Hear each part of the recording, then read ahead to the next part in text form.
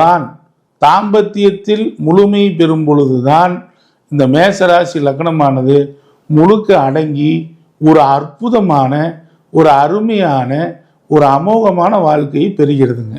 பொதுவாக நீங்கள் மேசராசி ஏன் அப்படின்னா மேசராசியில் நடு நட்சத்திரமா பரணி நட்சத்திரம் இருக்குதுங்க. பரணி நட்சத்திரம்னா யோனின்னு பேருங்க. யோனின்னா என்னது? மர்ம உறுப்புன்னு பேருங்க.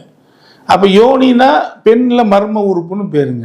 எப்போ இவங்க தாம்பத்தியத்தில் பாருங்க, நீங்கள் மேசராசி பெண்ணா கூட இருங்க, மேசராசி ஆணா கூட இருங்க, உங்களுக்கு எப்போ நிம்மதியானது ஒரு விஷயம் நடக்கும்னா வேற எதுவுமே வேண்டாம்.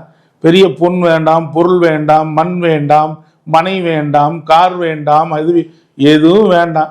புருஷனும் கொண்டாட்டியும் சேர்ந்து இருந்து நீங்க பாருங்க, அடுத்த நாள் பாருங்க, அப்படியே மகிழ்ச்சி கடல்ல நீந்துவாங்க இந்த மேசராசிக்காரங்க.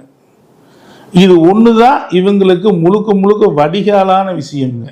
நீங்க மேசராசி இணைக்கும் போதே சொல்லிடணும், இந்த மாதிரி இருக்கும், இந்த ஆணுக்கு இவ்வளவு சண்டை போட்டாருன்னா சண்டை போட்ட தாம்பத்திய